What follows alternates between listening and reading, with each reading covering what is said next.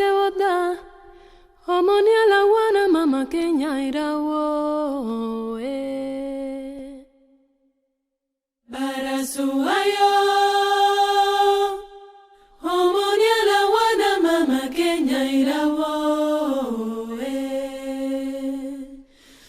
oh, para su ayo,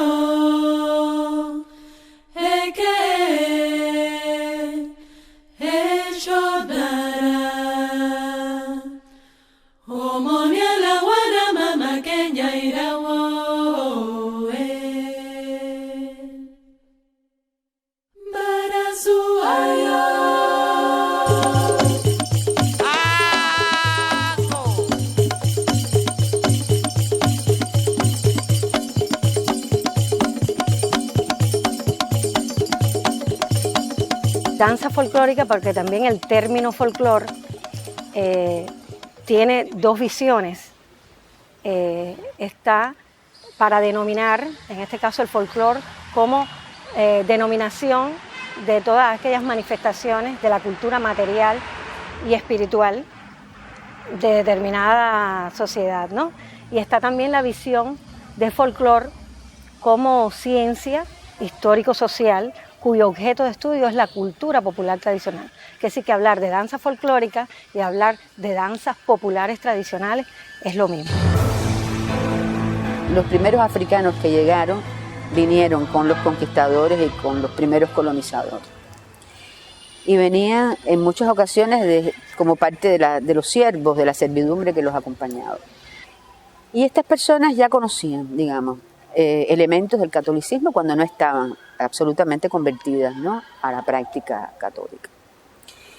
Esta es una situación que se va a mantener más o menos estable hasta aproximadamente mediados del siglo XVI, en que por la falta de brazos en la isla se hace necesario pedir autorización a la colonia, a la metrópoli, para traer africanos directamente del continente.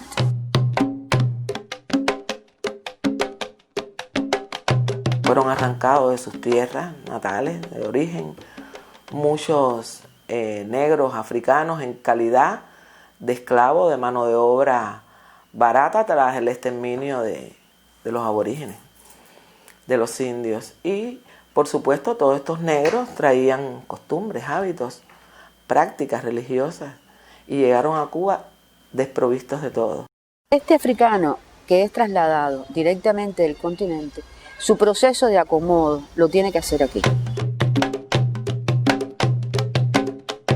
Así que tenemos en esta etapa preplantacionista que hay una religiosidad que va a estar muy cercana a las prácticas católicas, que va a estar incorporando elementos del catolicismo, porque además es la religión que se ha configurado como la religión que detenta el poder colonial, es decir, desde el punto de vista subjetivo, ¿no?, porque es la religión de la metrópoli. Esclavo podrá ser vuestro cuerpo, pero libre tenéis vuestra alma para volar un día a la feliz mansión de los escogidos. A partir de la segunda mitad del siglo XVIII, con el desarrollo de la industria azucarera, el sistema de plantación y tal, la situación va a variar. Va a variar porque el ingreso masivo de africanos va a estar dirigido a una producción, básicamente a la industria azucarera. Y esto va a estar concentrado fundamentalmente en las provincias occidentales, es decir, Habana, Matanzas, Trinidad, es decir, el centro y occidente. Y se va a facilitar, o se va a incrementar, no a facilitar, se va a incrementar en las ciudades la existencia de los cabildos.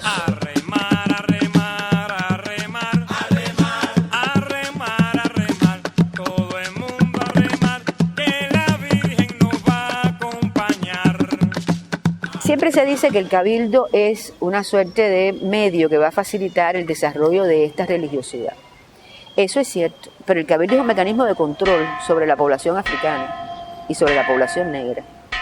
Es decir, si en el barracón el mecanismo de control estaba dado por el mayoral, los perros y el barracón, en la ciudad los mecanismos de control tienen que ser otros, sobre todo para controlar no solamente al esclavo, que está bajo la atención del amo, sino al libre. Y ese libre hay que tenerlo controlado de alguna manera. Y el cabildo, es decir, la estructura del cabildo, va a ser justamente el mecanismo de control. ¿Por qué? Porque el cabildo hay que inscribirlo, porque el cabildo tiene que estar aceptado por una advocación católica, porque hay que tener las relaciones de quienes integran el cabildo, y entonces se convierte de hecho en un mecanismo de control, más allá que un mecanismo cultural, que cumple también, por supuesto, esa función. Son muchísimos los testimonios que puedo referir de la importancia que tuvo el cabildo en la ciudad para nuclear, para unir, para perpetuar tradiciones, hermandades o para prestar servicios. Y cómo en un momento oportuno el cabildo aparece festivamente y tumultuosamente en la calle cuando ya se consolida una tradición que desde el siglo XVI tenemos como testimonio de numerosos viajeros. Me refiero a las fiestas o festejos del Día de Reyes, la Epifanía de los Reyes Magos, y que tanto en La Habana como en San Salvador de Bahía y en otras ciudades hispanas y portuguesas, pero particularmente en estas dos, provocaban una gran fiesta popular y la salida organizada de los cabildos. Se hablaban, se identificaban por ciertos signos, por ciertos collares, por ciertas aficiones, y todo esto contribuyó a que la ciudad fuera un piélago de hermandades. La ciudad fue, en definitiva, una reunión muy poderosa de intereses, de los que querían la libertad. Y si para Carlos Manuel de Céspedes es el padre de la patria, también Martí es padre de la patria. Pero ¿quiénes son los abuelos de la patria? ¿Te has puesto a pensar? Los que no nos enseñaron a amar a la patria, porque no tenían la idea de patria, pero tenían esa vocación de libertad espiritual, de euforia, de emancipación de la esclavitud. Los cimarrones son los abuelos de la patria.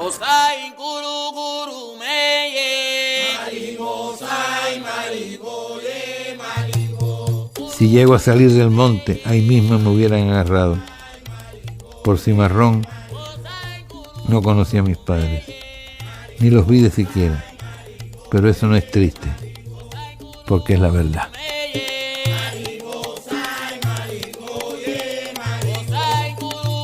Y la religiosidad, en este mismo sentido, era el arma de defensa, era el arma de sostén, pero vivía oculta. No podía tener visibilidad porque era un elemento más en su contra. Era un elemento más para decirle que eran criminales, que eran salvajes, que eran incivilizados. Tenía que vivir oculta. Y llega oculta, es decir, llega oculta a la República. Se mantenían siempre de forma muy discreta. El ser santero, el ser palero, el ser abacuá no era algo que se gritaba ni se alardeaba como hoy. ¿No me entiendes? Eso era, se llevaba de forma muy discreta. Y si se empieza a ser visible, no es por una acción propia del religioso. No es porque el religioso trate de empoderarse, como diríamos hoy, en el contexto que está viviendo. Pero hay otras cosas que también influyen en esta tenue apertura. Y yo creo que en eso la labor de Ortiz, Lidia Cabrera y la Chatañeré fue decisiva.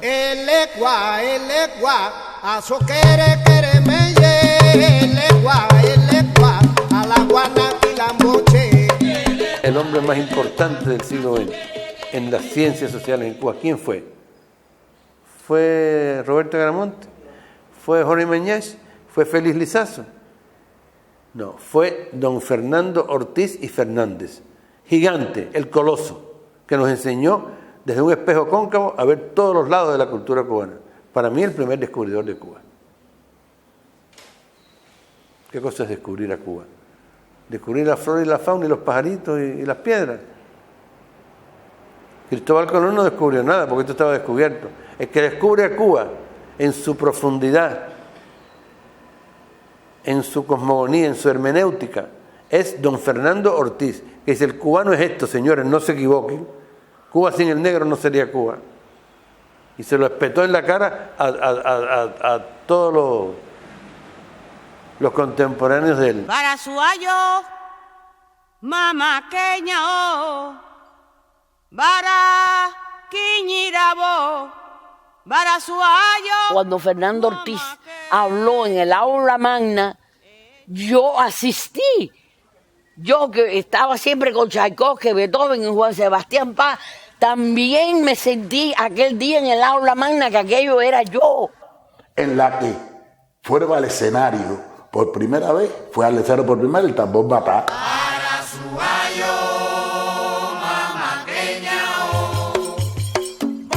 Con su conferencia y la presentación de Mercedita ilustrando lo que él decía, uno empezó a sentir que era el mundo de uno también.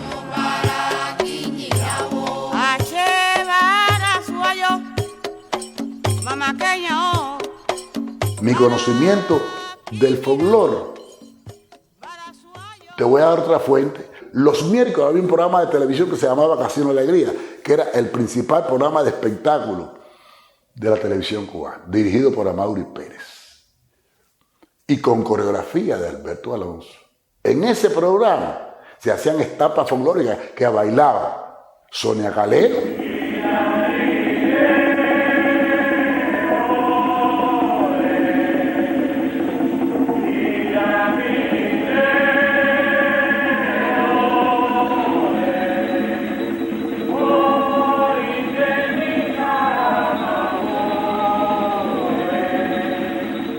ya había habido una incursión y una investigativa de Alberto Alonso en 1941,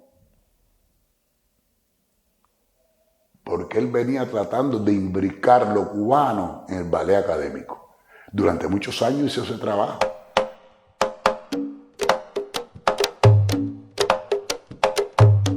Se crea el Teatro Nacional, organización cultural de la Revolución Cubana, bajo la dirección de Isabel Monal. Es una de las instituciones creadas en el año 59 por la Revolución. Inclusive esa ley está firmada por Fidel. Se crea Departamento de Danza, bajo la acción de Ramiro Guerra. Departamento de Teatro. Departamento de Folclore, que se llamaba Departamento de Etnología y Folclore, bajo la dirección de Argelier León y María Teresa Linares. Empecé a trabajar con Argelier y ahí aprendí, eso fue una academia. Estoy hablando de años 60, 61. Y ahí yo ingresé por derecho propio, porque ya trabajaba con Argelier. Ahí llegó Martínez Furé, muy dotado, muy brillante. Entró Alberto Pedro, Sara Lamerán, Sara Gómez. Ahí fue un grupo reducido de personas. Quedamos Alberto, Rogelio y yo. Y bueno, Argelier creó el seminario de etnología y folclore, ediciones, la revista también de etnología y folclore. Argelier era músico y pedagogo, pero él se convirtió en un etnomusicólogo brillante, fundador de la etnomusicología en Cuba. Particularmente este seminario fue muy importante porque fue como consecuencia también de la revolución cultural que se produce al principio de la revolución, con la necesidad de dar a conocer, de valorizar o de darle valor a las manifestaciones populares tradicionales cubanas que antes de este periodo se encontraban en el anonimato.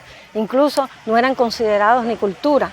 Por supuesto, desde el punto de vista metodológico fue fundamental para rescatar y valorizar todos esos elementos que estaban a nivel nacional. Cuando se funda el Departamento de Danza Moderna del Teatro Nacional de Cuba, pues Ramiro sabe que tiene que poner en escena al ser cubano. De hecho, cuando elige a las personas que iban a ser bailarines, busca hombres y mujeres, busca blancos, negros, mulatos, así que pone en escena todos los colores de la identidad cubana. Y ese es el punto de partida de la danza moderna en Cuba. Toda Cuba en escena. Si no hay ningún tipo de exclusión. Si todos somos cubanos, pues todos de alguna u otra forma teníamos que vernos allí. Se va en el año 61 al Teatro de Naciones, que estaba allá en la Plaza Châtelet en París. Cuba había sido invitada y nosotros fuimos con la suite Yoruba y que tenía parte de los compañeros con los que trabajaba Argelier. Ya leo, mira, vea, ya mío.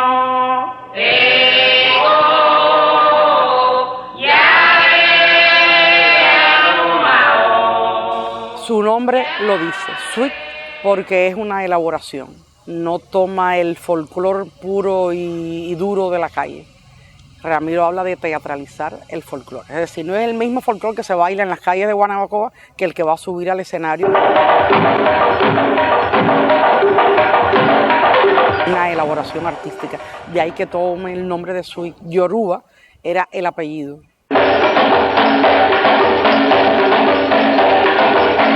Tuvo la suerte de contar con dos grandes bailarines, Eduardo Rivero y Santiago Alfonso, que fueron los protagonistas de esa obra. Y a partir de ahí hacer Swing Yoruba marcó los destinos de la danza en Cuba. Las maneras de reflejar la identidad podían ser múltiples. Ramiro no renunciaba a la cultura más clásica, a la cultura occidental, pero incorporaba definitivamente ese tronco que venía desde África a la cultura nacional, lo ponía en escena y de alguna manera iba entroncando como figuras como Wilfredo Lang, como Nicolás Guillén, así que no era solamente en la danza. Ramiro asumía desde la danza lo que habían hecho otros artistas cubanos. Hablo de dos grandes, Guillén y Wilfredo Lang. Yoruba soy, lloro en Yoruba Lucumí. Como soy un Yoruba de Cuba, quiero que hasta Cuba suba mi llanto Yoruba. Que suba el alegre llanto Yoruba que sale de mí. Pero Ramiro fue el pionero y habrá que agradecerle siempre esa mirada amplia, diversa, desprejuiciada a la cultura popular cubana. Esa presentación, primero, bueno, el ballet de Ramiro, por supuesto, ¿no? La danza, el impacto, pero también los compañeros que fueron con los cantos yoruba, y los toques y cantos yoruba tuvieron también un impacto en el público y en la prensa.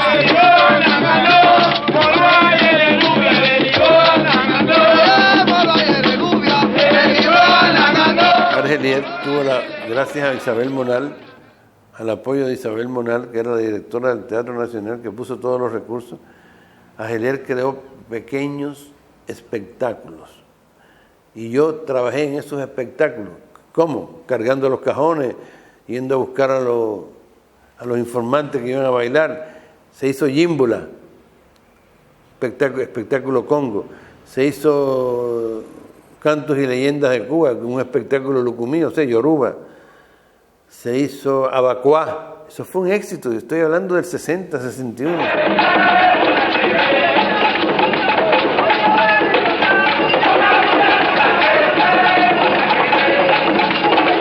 Y a partir de ahí, Argelier fue elaborando con el Consejo Nacional de Cultura, no existía el ministerio, fue elaborando la idea de crear conjuntos folclóricos en todo el país.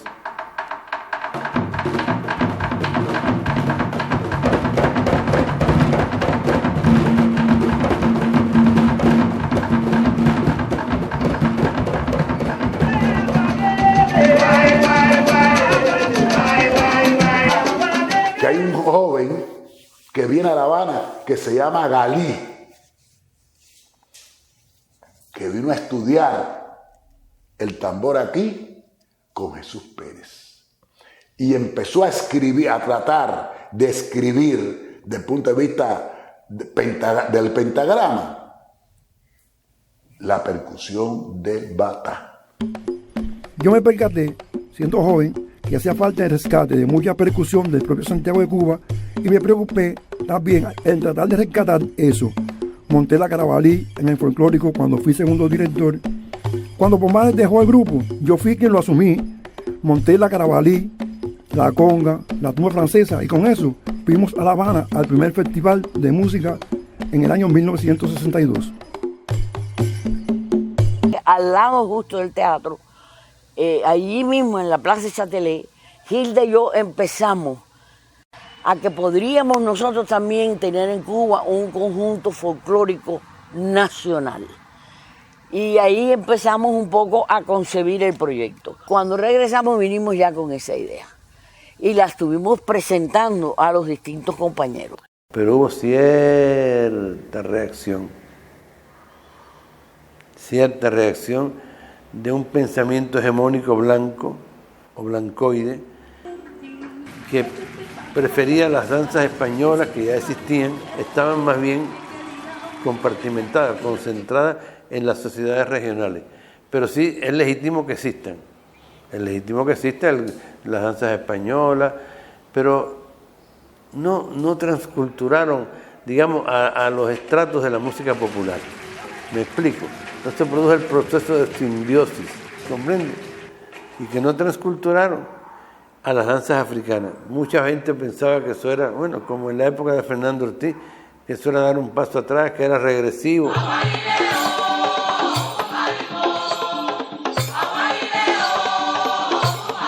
Habíamos concebido el proyecto con un coreógrafo, un especialista en folclore, de vestuario y escenografía. De coreografía, Rodolfo Reyes. Teníamos las relaciones con Rogelio Martínez Furé, que venía trabajando con Argelier. Entonces, bueno, María Elena Moliné para los diseños y Salvador, el mismo compañero del Ballet Nacional, era la cuarta pata, digamos, de este grupo.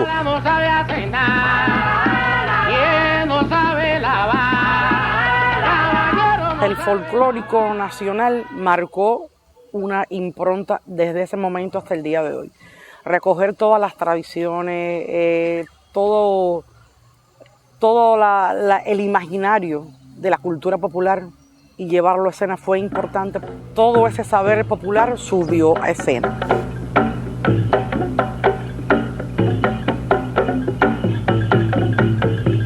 Devolvieron ese imaginario a Cuba, cómo lo dignificaron, cómo lo convirtieron en motivo de orgullo. O'Farrill y Johannes cuentan siempre de cuántas veces el folclórico nacional se presentó en eventos oficiales en cualquier lugar del mundo. De cada cumbre de los no alineados, el folclórico era la referencia. Si había que ir a algún país socialista porque había un hecho importante que celebrar, el folclórico iba hasta allí, si no era el Ballet Nacional de Cuba. El arte más clásico, más puro, el que todavía la gente sigue aplaudiendo. Iban con las esencias de las raíces cubanas, la que hacía el folclórico nacional. Haga algo para que no se separen cuerpo y cabeza, padrino. Su mejor amigo es su peor enemigo. Y su mejor amigo es ella misma. Un momento importante en la historia del teatro cubano, y yo creo que de las artes en Cuba, es el montaje de María Antonia en el 67. El texto de Eugenio Hernández Espinosa, definido por su autor como una tragedia, la puesta en escena que hizo Roberto Blanco después de pasar por la experiencia del Berlín Ensemble, el diseño de Marianela Molinet, la actuación magistral de Hilda Oates y el apoyo, la colaboración del conjunto folclórico nacional.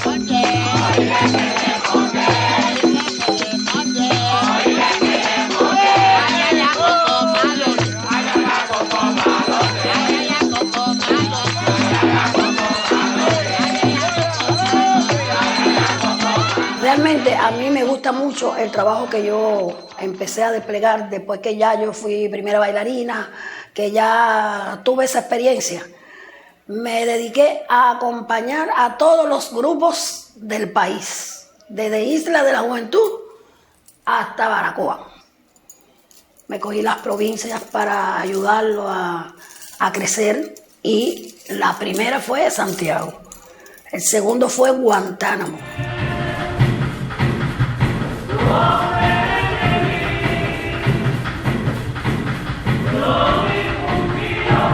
Nosotros comenzamos este trabajo porque vimos la necesidad, ¿no?, de rescatar las tradiciones de nuestros ancestros. Todo el mundo trabaja la música y la danza partiéndose de la cultura nacional, basado en la cultura del Yoruba, los Congos, los Araná, pero entonces la cultura de estos hombres y mujeres que son braceros, que son el legado que nos dejaron nuestros abuelos a nosotros, la cultura de los jamaicanos, los trinitarios, la gente de Barbados, de San Kitts Nevis, de Haití.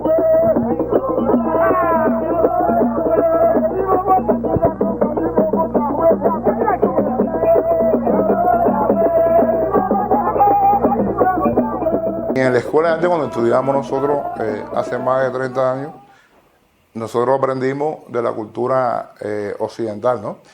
Aprendimos los Yoruba, los Congos, lo llevamos también de forma artística al espectro de la compañía, pero no es la base fundamental. Estamos, como se dice, lo mío primero y después la otra cosa. Es parte de la identidad nacional. Nosotros bailamos cha-cha-cha, pirón, mambo, salsa, conga, de todo, tocamos rumba, pero lo primero es lo nuestro.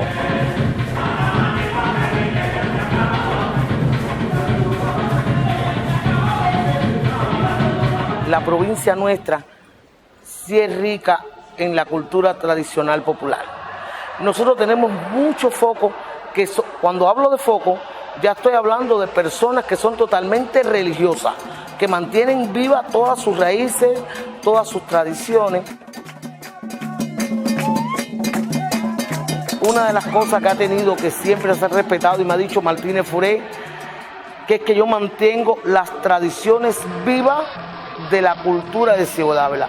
Independientemente que hay veces le pongo un poco de fantasía, trato de no perder la línea, porque eso es lo que me va a identificar a mí en Cuba.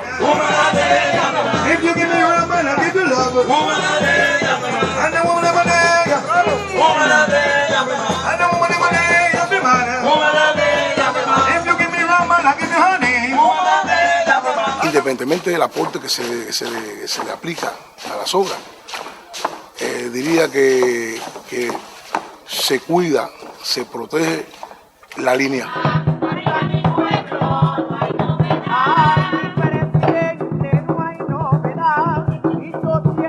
Mi compañía sí transite y rescata, aparte de lo principal que digo, que nosotros los campesinos y los franco-haitianos, que es el fuerte de nosotros cursamos, caminamos por todas las otras manifestaciones danzarias, como la música popular, los yoruba, los congos y otras manifestaciones que están en el ámbito nacional. Estamos trabajando en cuanto a eso.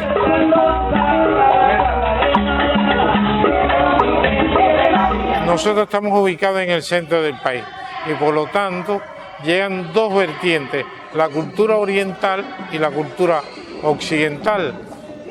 Llámese de occidente, bueno, el yoruba, el arará, la rumba, lo campesino, y del oriente pues recibimos la tumba francesa,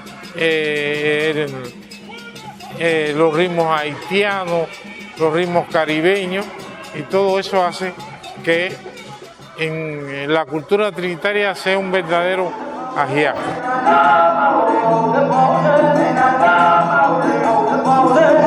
Hay una de las danzas de la zona oriental que para mí ha sido muy importante, que son los banrarrá.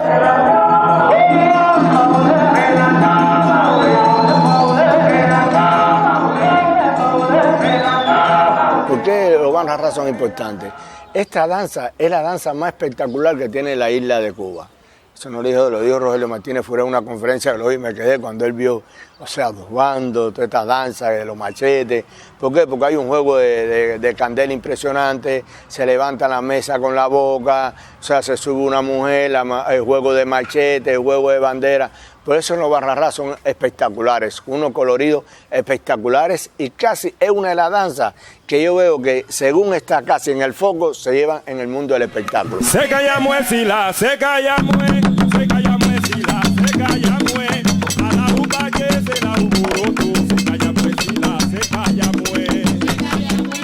un banrarrá, cuando ve batuta, bandera, fuego, mesa, en el escenario es súper espectacular.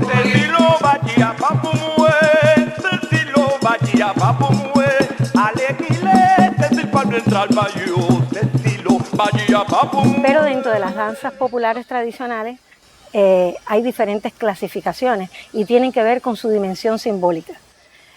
La dimensión simbólica es a quién van dirigido principalmente este tipo de manifestaciones danzarias que se hacen al foco. Puede ser un destinatario divino, y en este caso serían las danzas folclóricas de carácter ritual, que se producen fundamentalmente en los contextos rituales de las diferentes religiones populares tradicionales cubanas. Están también las danzas no rituales, o sea, llamadas también danzas profanas o bailes profanos, que están dedicadas a los propios ejecutantes.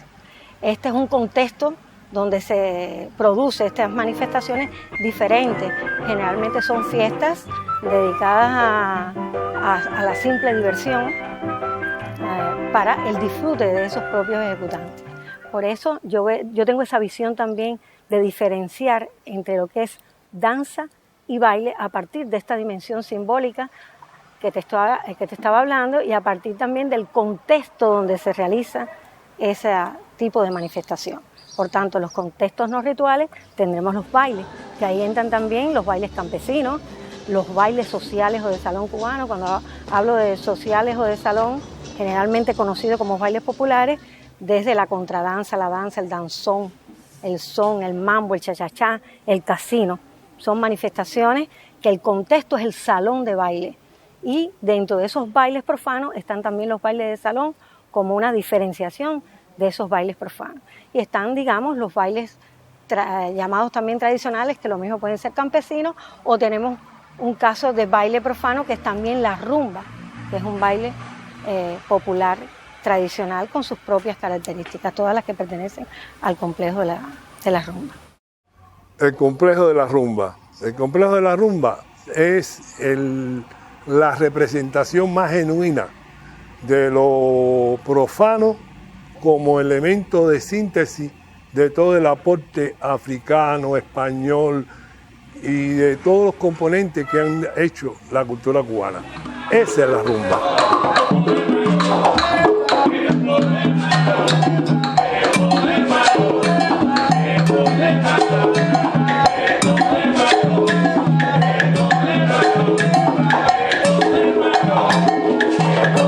Pero en el elemento de la rumba está lo español por la letra, está lo africano, por el antecedente africano, por la célula rítmica, pero también por los elementos que componen la propia danza. En la propia danza no se puede decir que se está bailando para Yemayá, ni se está bailando para Batalá, ni se está bailando para ningún oricha. Pero sin embargo, cuando está la gestualidad de la mujer, el galanteo del hombre, coqueteando, buscando la manera de que sus movimientos sean elegantes, sus movimientos sean pausados. Ahí estamos en presencia del jambú. Muchas veces equivocadamente se ha dicho que el jambú es un baile de viejo. Es todo lo contrario. Es la cadencia suave, lo melodioso, el movimiento de la saya, el movimiento del hombro suave, buscando la manera de que la mujer vea la elegancia que tiene su gestualidad.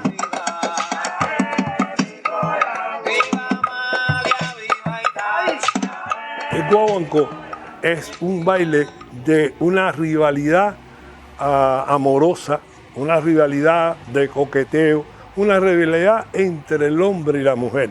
Es un poco más a prisa, es un poco más cadencioso su baile, porque a su vez el hombre trata por todos los medios de vacunar a la mujer.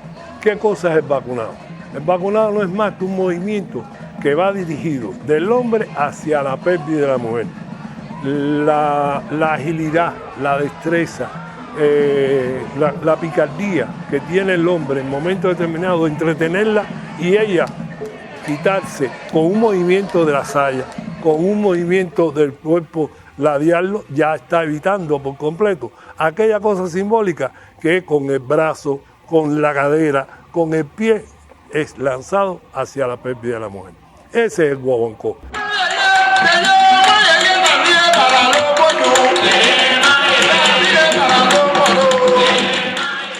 Hay otro elemento o expresión de la rumba que es más rápida, es nacida, se dice que en un batey o un chucho llamado Mena, donde estaban los barracones de los cortadores de caña, alejados por completo de la ciudad, y para su diversión profana, alejada de todo vestigio religioso, se creó la columbia.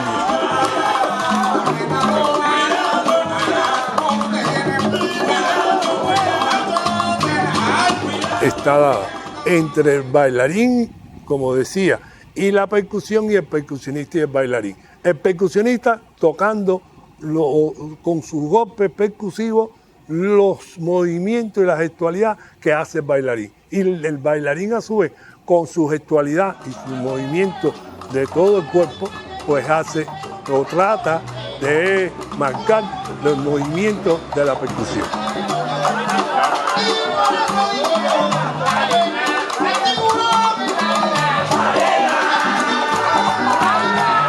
Se dice que hay bailadores que con un vaso de aguardiente en la frente van haciendo la gestualidad y demostrando el equilibrio que se mantiene. Otros hacen temblar su cuerpo y caminan temblando, es decir, buscando la manera de que se vea su agilidad, sus condiciones. Yo conocí a un señor llamado Machaco, lo conocí en Matanza, de la Columbia del puerto de Cárdenas, que bailaba con cuchillo.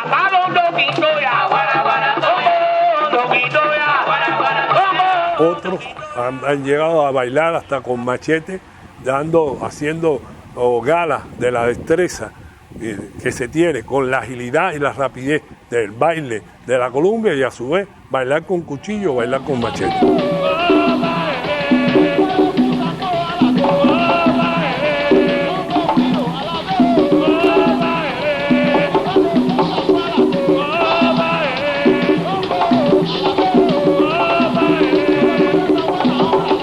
Rumbas que son miméticas, que hacen la semembranza de lo que dice el canto. Si el canto dice que cómo se empina un papalote, que es una rumba del tiempo de España, llevada a la música campesina de la actualidad. ¿Cómo se empina papalote? ¿Cómo se empina papalote? El gavilán, en fin, son rumbas miméticas del tiempo de España. Centinela Alerta, todas estas rumbas vienen desde el tiempo de la colonia.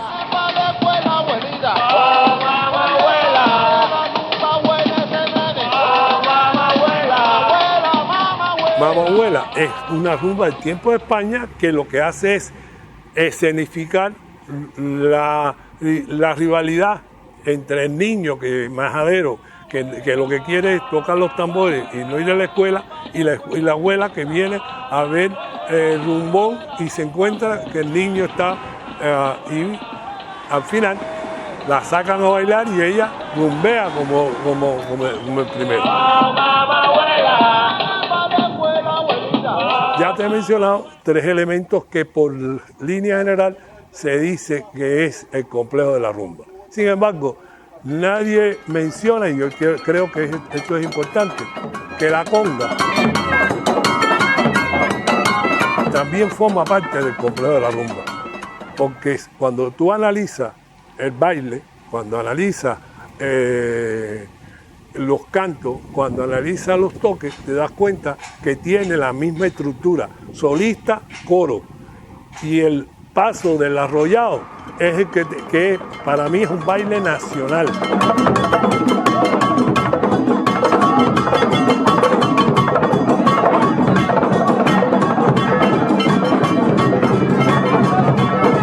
Es un paso que es muy fácil y lo aprenden y lo bailan desde Pinar del Río hasta Guantánamo. Es decir, que sí es un baile puramente nacional, porque lo baila todo el mundo. Y el que no lo sabe bailar, lo aprende en el momento, imitando al resto de los bailadores. A la boqueña no va, a la boqueña no va, y le vaya no va, a la boqueña no va, a la boqueña no va, a la boqueña no va. Aquí lo que más hacemos es yoruba, y lo que nos distingue a nosotras de las demás compañías es la fuerza y el movimiento del torso, de la cabeza. El maestro Juan de Dios, cuando nos impartía las clases, nos decía que hasta los dientes debíamos de mover. Y entonces eso nos caracteriza y es lo que nos diferencia de las demás compañías folclóricas.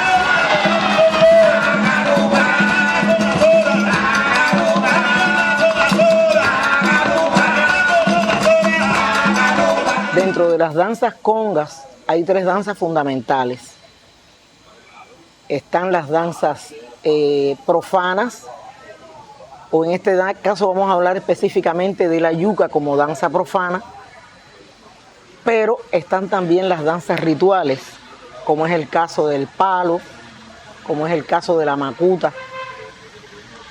Para ellos el palo era una danza muy importante, porque en ella toda la gestualidad, toda la fuerza que le imprimían precisamente sus pies al patear el piso, hacían que los muertos, que los espíritus, en este caso los empungos y los enquisis, pudieran hacerse cargo de ellos y salir de este terrible mundo en que estaban.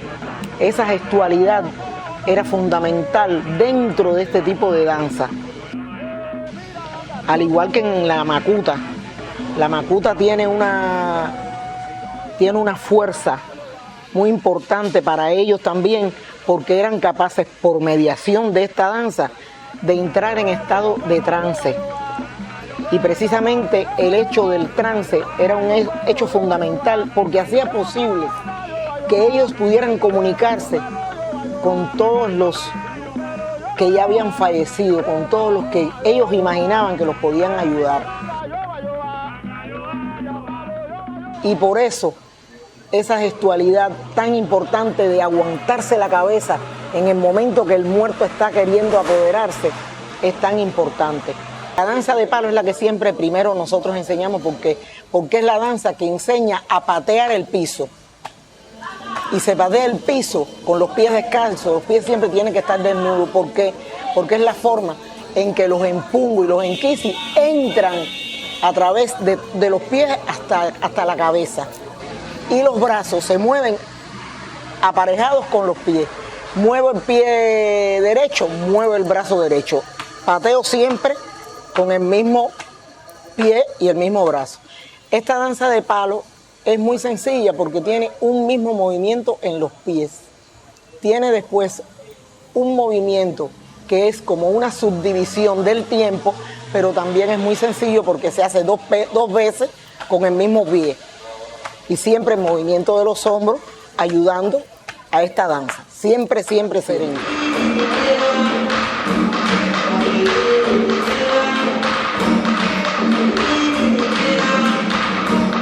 La yuca, como dijimos ahorita, es una danza profana donde se simboliza, alguien dijo que era el baile del gallo y la gallina por la posibilidad de la unión de las pelvis. Eso es lo que le da la cosa sensual a esa danza. Y por eso se utiliza en el caso de las mujeres el movimiento de hombros muy seguido y el movimiento muy seguido de pelvis.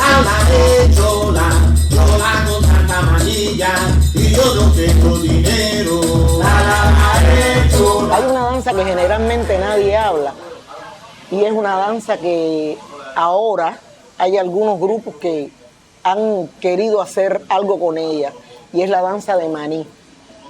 La danza de maní es una danza pugilística que usaban los negros para defenderse, como en este caso en Brasil los negros usaron la capoeira. Bueno, en Cuba se bailó mucho maní, que era como se llamaba, y bailaban, en vez de tirar el brazo hacia abajo, bailaban tirando el brazo hacia adelante para darle al oponente. En vez de hacerlo como hacen los capoeiristas con las piernas, estos negros lo hacían con los brazos.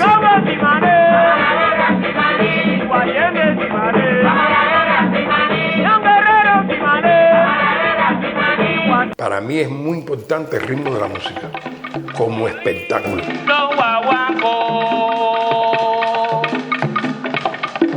Porque el ritmo, los grupos de percusión cubanos, solamente ellos son un espectáculo. Y no se puede tener como fenómeno de apoyar a la danza. Se tiene que tener conjugado con la danza. Y a partir de ahí, una cosa crece, como somos nosotros los cubanos, que vamos hacia arriba. Los cubanos no es bajar, subir, no. Los cubanos, el espectáculo cubano es que empieza en A y termina en Alfa y Omega. ¿Por qué? Porque así somos nosotros los cubanos de explosivos.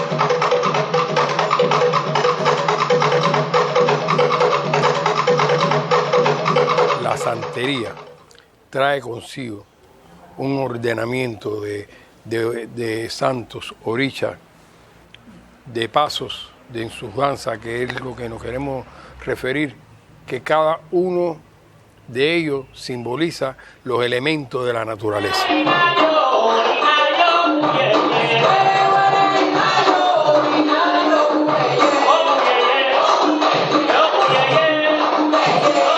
Changó, que simula arrancar de la nube tormentosa la descarga eléctrica y tirársela para la pelvis para coger más vitalidad.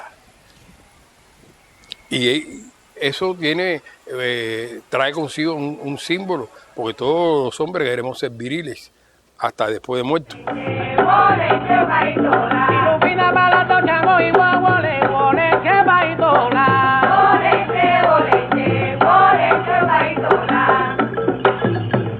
Eso simplemente nada más buscar el simbolismo en lo que representa Changó, el fuego. Y cuando el aire entra en el fuego, se forma un remolino. Y si tú no lo haces, realmente lo estás cumpliendo con la parte teórica que trae el oricha. Y después salía caminando como todo un rey, bello, lindo, porque esa es la gestualidad.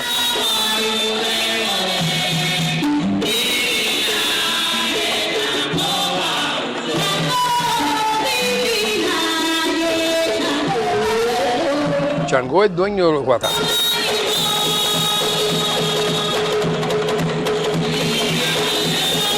Cuando Changó está en su mejor momento de baile, que incluso hay una combinación entre el tambor batá, el arpón y Changó, o el bailarín o bailador de Changó, que eso se da incluso religiosamente, es idéntico, que Changó se vuelve como loco, no sabe qué ofrenda le va a dar y a quién se la va a dar, si se la va a dar al tambor o si se la va a dar al arpón que le está compensando o sus alabanzas y lo está reconociendo o lo está picando, le está tirando puya de que él no puede hacer una cosa, que no puede hacer otra cosa, hasta que el Changó no le queda más remedio y se arranca un pedazo de traje y se lo da a cualquiera, o se quita la corona y se la da también, y si lo siguen picando o tocando lo que él quiere, lo que lo remueva él lo pierde la cabeza por el tambor.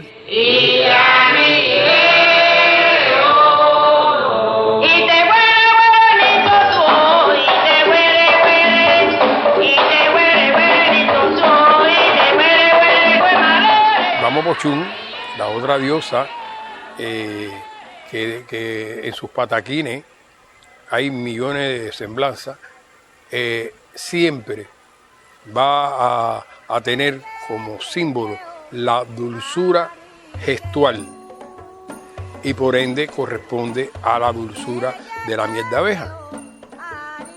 Es decir, que su gestualidad siempre van a ser ondulante, suave. Si hay algo sorpresivo, es con una belleza en la gestualidad para marcar expresivamente que ella es una deidad. Su sonrisa tiene también una simbología. Todo el mundo cree que la risa de Ochun es tintineante, pero en ese tintineo hay otra forma que entonces ya simboliza la dureza, la braveza de Ochun.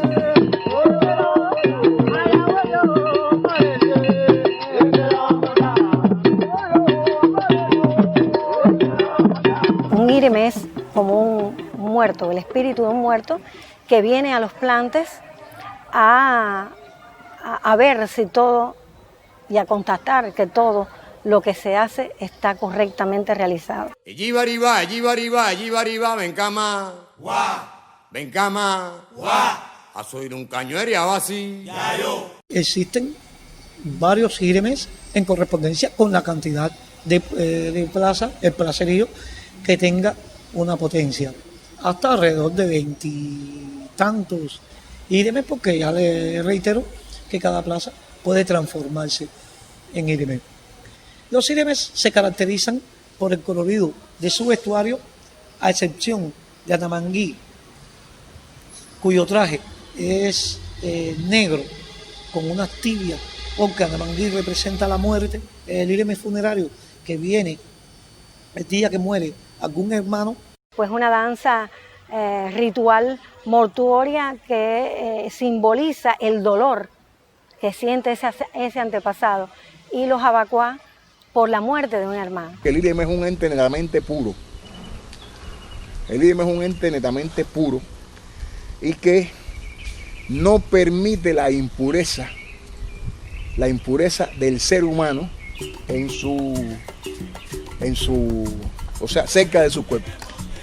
Por eso es que cuando él baila, o sea, al no permitir las impurezas del ser humano ni las impurezas del ambiente, es por eso que en un momento determinado, cuando el IREME baila, el IREME va bailando y ante un paso determinado que él hace, él se limpia, porque él ni el aire puede tocar su cuerpo, porque para él el aire es impuro. Por eso es que él está bailando y de pronto hace así y se va limpiando el cuerpo, va haciendo esto.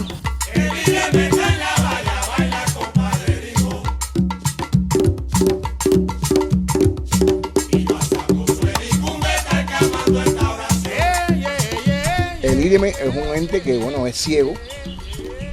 El IREME solamente oye, el IREME ni ve ni habla. Y por ende, cuando baila, el IREME va tanteando como hacen los ciegos. O sea, el IREME tantea para poder bailar. Pero la rama, es la escobilla que lleva en la mano, es la lengua, la boca parlante del IREME. Con él se limpia, pero con él habla. Cuando él la extiende así, está preguntando, ¿qué tú qué? ¿Qué pasó? ¿Qué hay?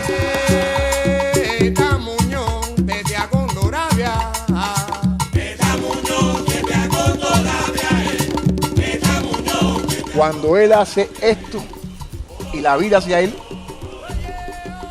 es dime.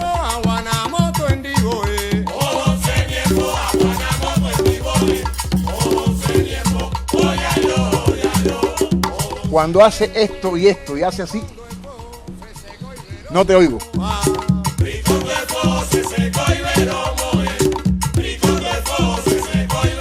Porque después que el IREME salió, la puerta se cierra y él vuelve a querer entrar, porque el IREME no se despega nunca del secreto.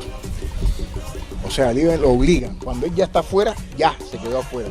Pero cuando él llega afuera, hay un gesto que él hace, que tira la rama al cielo, la pone en su pecho y señala el piso. Dios en el cielo y yo en la tierra.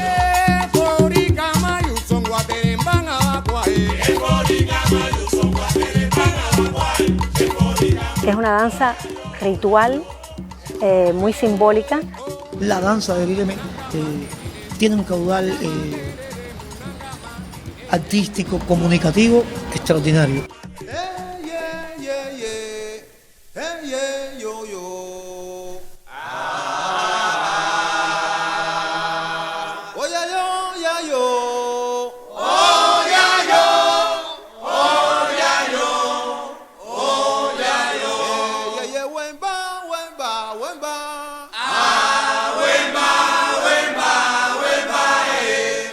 Cuando alguien intenta transgredir las reglas, crear nuevas reglas, vienen los religiosos a cuestionar lo que hace. Y yo creo que en esa trampa está metida el folclore cubano. La gente que hace folclore, por lo menos danzario, y tienen que buscar el mecanismo de comunicarse con los espectadores del siglo XXI que no piensan igual que los espectadores que venimos del siglo XX. Yo creo que ese es el gran reto del folclore danzario en Cuba, hacer folclore desde el siglo XXI.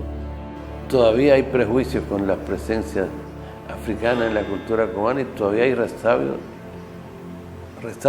de racismo en Cuba, desgraciadamente, porque un prejuicio es más dañino que una bomba atómica. Por eso digo que yo soy negro universal en mi país, porque sin el signo del negro, Cuba no sería nada. El holocausto mayor que ha sufrido la humanidad ha sido el de la esclavitud. 300 y pico de años de esclavitud africana en nuestro continente. El holocausto judío fue terrible. Lo tenemos ahí muy cerca, pero duró 3 años. Este duró 300 y pico de años. Todavía estamos en deuda con África. Muy en deuda con África. Aquí el que no tiene tinga, tiene mandinga. Por eso yo te pregunto, ¿y tu abuela dónde está? ayer me dijiste negro, queriéndome abochonar. Mi abuela sale a la sala. ¿Y la tuya oculta está? La pobre se está muriendo al verse tan maltratada que hasta tu perro le ladra. Si acaso a la sala va.